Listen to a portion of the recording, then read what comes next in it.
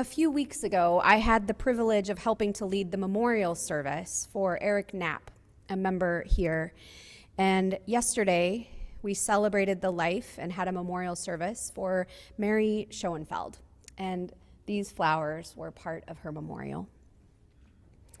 Last week, we welcomed and dedicated little tiny Ramona Ethel Ringeisen, a fourth-generation fellowship baby. Today, we commissioned our governing board for a new year ahead. And a few weeks ago, we blessed our backpacks and our briefcases for a new year of school and work and learning and growing. And this fall, this November, we will celebrate our fellowship's 70th anniversary. The life of the fellowship is moving ever onward, and this life of our world is too. And right now, honestly, all this movement feels like kind of a lot. It's a lot. The political landscape in particular, in our country and around the world, is leaving so many of us unsteady at best. And of course, some of us were feeling frustrated, afraid, and angry. Every meeting I have, every conversation either begins with or eventually finds its way to the battering winds of our current political, economic, and systemic landscapes that we find ourselves within. Immigration, injustice, racism, Christian nationalism, gun violence, war, transphobia, ongoing anti-LGBTQ sentiment and legislation, rising fascism. It just keeps coming. Battering wind after battering wind after battering wind. But here is the truth that calms my rising anxiety. The sun rises. The moon waxes and wanes. The rivers flow to the sea. The soil nourishes life. The tide pools continue to fill and empty and fill again. The mycelia send out their spores and their threads. The tectonic plates push and slide. The geese migrate. The flowers blossom. They have been doing these things for eons before we came along, and they will continue after we are gone. Their steadfastness and cycles remind me that this is the nature of life. The life cycle of the European eel, the Wisconsin college freshman, the babies born, the children growing, the grief of loss, the rituals of remembering. These are why we do community. To remember that we are part of something bigger than we can imagine. When Hannah and I began to consider the year ahead, this program year, which we started thinking about last spring, we turned to our shared Unitarian Universalist values. And we noticed that love is at the center of those values. And we said, that is what we want to focus on this coming year. We want to root ourselves in love this year, to dig ourselves a place in community where we can find strength deep down in the truth that love is bigger and stronger and more stable than change or fear or violence or hate.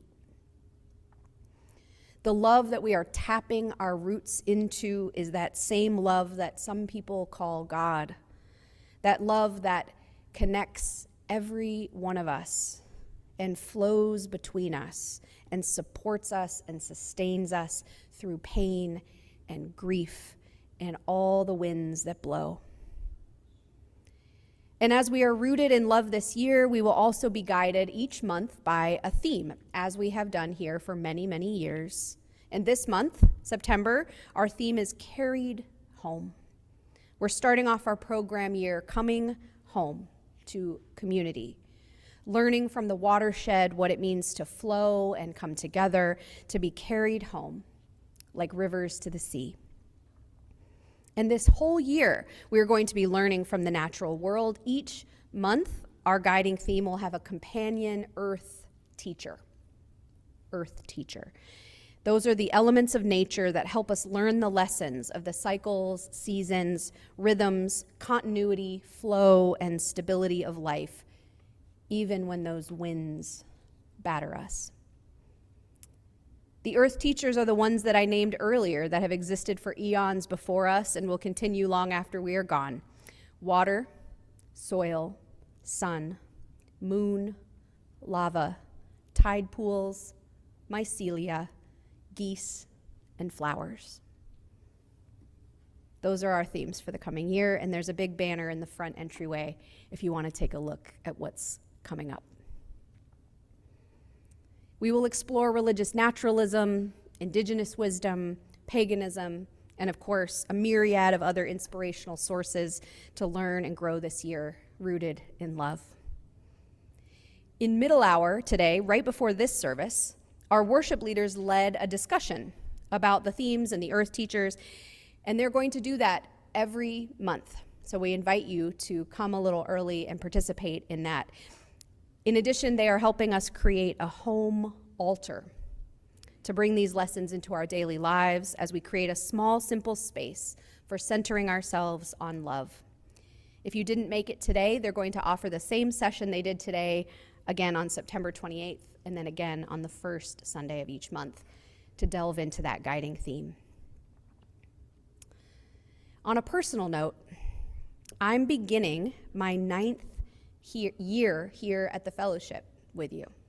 It doesn't feel like that long, but wow.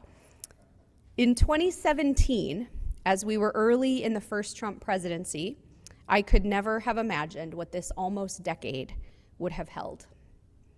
On my first Sunday here with you, we acknowledged a white supremacist rally that had just happened in Charlottesville, North Carolina.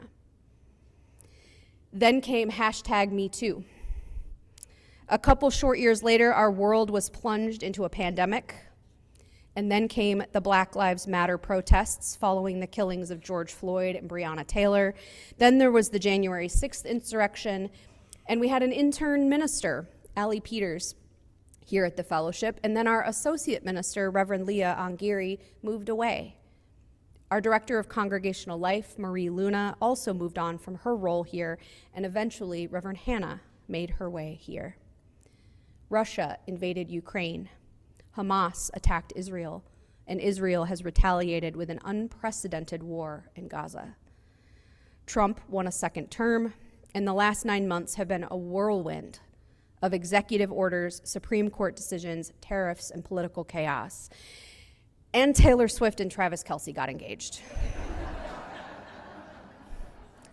It's a lot.